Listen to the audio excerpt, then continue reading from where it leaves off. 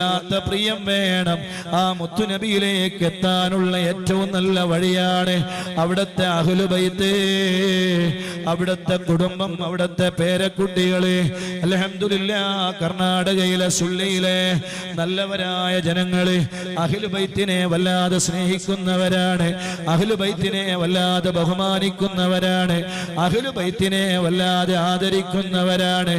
ആ ആദരവും ആ ബഹുമാനവും പണ്ട് മുതലേ നമ്മുടെ നാടുകളിൽ കാത്തു സൂക്ഷിച്ചു പോരുന്ന വലിയ അമൂല്യമായ ഒരു സ്വത്താണ്.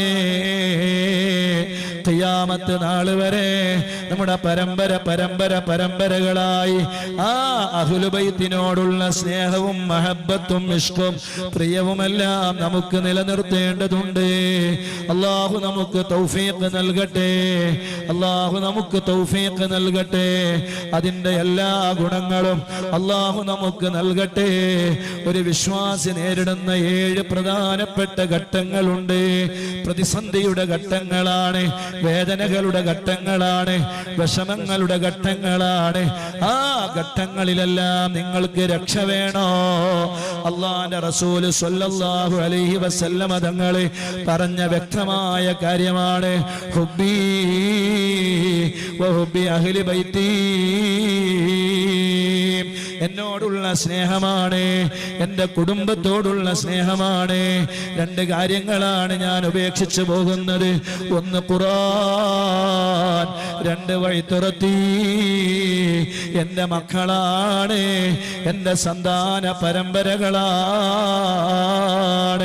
7 ഘട്ടം ഏതാണ്? മരണഘട്ടമാണെന്ന്, ഖബറിലേക്ക് പോകുന്ന ഘട്ടമാണ് 2, പുനർജീവിതത്തിന്റെ ഘട്ടമാണ് 3, ഹിസാബിന്റെ ഘട്ടമാണ് 4, വിചാരണയുടെ ഘട്ടമാണ് 5, സ്വർഗത്തിലെ സിറാത്ത് പാലം വിട്ടുകിടക്കുന്ന രംഗമാണ് 6. അതേ സ്വർഗത്തിലാണോ നരകത്തിലാണോ എന്ന് നിശ്ചയിക്കപ്പെടുന്ന ഘട്ടമാണ് 7. ഈ 7 പ്രതിസന്ധിയുടെ ഘട്ടങ്ങളിലും രക്ഷ വേണോ? ഒരു വഴി മാത്രമേ നമ്മുടെ മുന്നിലുള്ളൂ. അല്ലാഹുവിന്റെ റസൂലിനെ സ്നേഹിക്കണേ, ഹുബ്ബ് വെക്കണേ. ആ ഹുബ്ബിലേക്ക് എത്തിച്ചേരാനുള്ള ഏറ്റവും നല്ല വഴിയാണ് മുത്തുനബി സ്വല്ലല്ലാഹു അലൈഹി വസല്ലമ തങ്ങളുടെ മക്കള്. ആ മക്കളിൽ ഒരു സയ്യിദ്, ഒരു വലിയ ആലിമായാലോ, ഒരു വലിയ പണ്ഡിതനായാലോ, ഒരുപാട് ശിഷ്യന്മാരുടെ ഗുരുനാഥനായാലോ, വലിയ വലിയ നേതൃത്വം വഹിക്കുന്നവരായാലോ, മാഷാ അല്ലാഹ്, നല്ല സ്വഭാവത്തിന്റെ ഉടമയായാലോ, എല്ലാവരോടും സ്നേഹമസ്രണമായി പെരുമാറുന്നവരായാലോ, മാഷാ അല്ലാഹ്, ഏത് കിതാബും അതേ മുത്താല കൂടാതെ ചൊല്ലിക്കൊടുക്കാൻ കഴിവുള്ള ഒരു അഗ്രഗണ്യനായ ആലിമായാലോ, മാഷാ അല്ലാഹ്, സയ്യിദിന്റെ പവർ എത്രയാണ്, ആ സയ്യിദിന്റെ ഗുണഗണങ്ങൾ എത്രയാണ്. അങ്ങനെയുള്ള ഒരു സയ്യിദാണ് ബഹുമാനപ്പെട്ട ശൈഖുന സയ്യിദ് ഹസനുൽ അഹ്ദൽ തങ്ങൾ ഉസ്താദ്.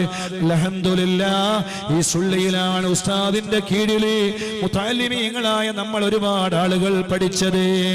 മാഷാ അല്ലാഹ്, അന്ന് ഉസ്താദിൽ നിന്ന് കിട്ടിയ വിവരങ്ങളാണ്, അറിവുകളാണ്, അവിടുന്ന് കിട്ടിയ ഉപദേശങ്ങളാണ്, നിർദ്ദേശങ്ങളാണ്, അവിടുന്ന് കിട്ടിയ തർബിയത്തുകളാണ് നമ്മളെ ഇന്ന് ഈ സ്ഥിതിയിലും ഈ അവസ്ഥയിലും എത്തിച്ചേർത്തിട്ടുള്ളത്. അൽഹംദുലില്ലാഹ്, അഭിമാനത്തോടെ ആരുടെ മുന്നിലും പറയാൻ കഴിയുന്ന ഒരു കാര്യമാണ് ആ സയ്യിദിനെ ഇൻഷാ അല്ലാഹ് ആദരിക്കപ്പെടുകയാണ്. കാസർഗോഡിലെ ചരിത്രമുറങ്ങുന്ന മണ്ണ്, ഇസ്ലാമിന്റെ ആദ്യത്തെ പരിശുദ്ധമായ പള്ളികളിൽ ഒരു പള്ളിയല്ലേ മാലിക് ദീനാറിന്റെ പരിശുദ്ധമായ പള്ളി. ആ പള്ളി ഉറങ്ങുന്ന നാടിന് ചരിത്രമുണ്ട്. ഇസ്ലാമിന്റെ ആദ്യകാല ചരിത്രങ്ങളുടെ കഥ പറയുന്ന നാടാണ്. ആ നാട്ടിൽ വെച്ചുകൊണ്ട് തന്നെ ബഹുമാനപ്പെട്ട ശൈഖുന തങ്ങൾ ഉസ്താദിനെ ശിഷ്യഗണങ്ങൾ ആദരിക്കുകയാണ്. ആദരിക്കുന്ന വലിയ മഹാസമ്മേളനം നടക്കുകയാണ്. നിങ്ങളെല്ലാവരെയും ആദരവ് സമ്മേളനത്തിലേക്ക് ക്ഷണിക്കാനാണ് നമ്മളെല്ലാവരും ഇന്ന് സുള്ളിയിലേക്ക് വന്നത്. ഇത് വെറുതെയാക്കരുതേ, നിങ്ങളെല്ലാവരും വരണം. ആ പരിപാടി വിജയിപ്പിച്ചു തരണം, അത് മഹാസംഭവമാക്കി മാറ്റണം. ഇൻഷാ അല്ലാഹ്, ഒരു സയ്യിദിനെ ആദരിക്കുന്നതിൽ നിങ്ങൾ പങ്കെടുക്കണേ. അതിന്റെ ഗുണങ്ങൾ നിങ്ങൾക്കുണ്ടാകും. അള്ളാഹു തൗഫീഖ് ചെയ്യട്ടെ, അള്ളാഹു തൗഫീഖ് ചെയ്യട്ടെ.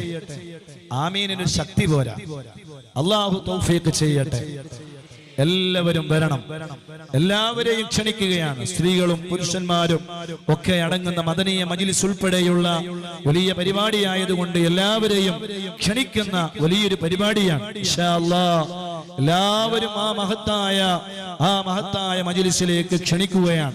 അല്ലാഹു സുബ്ഹാനഹു വ തആല എല്ലാ അർത്ഥത്തിലും നമ്മൾ വിചാരിച്ചതിനേക്കാളും വളരെ ഭംഗിയായി റാഹത്തായി നമ്മുടെ ആ പരിപാടിയെ നീ വിജയിപ്പിക്കണേ അല്ലാഹ്. ഞാൻ നീട്ടുന്നില്ല.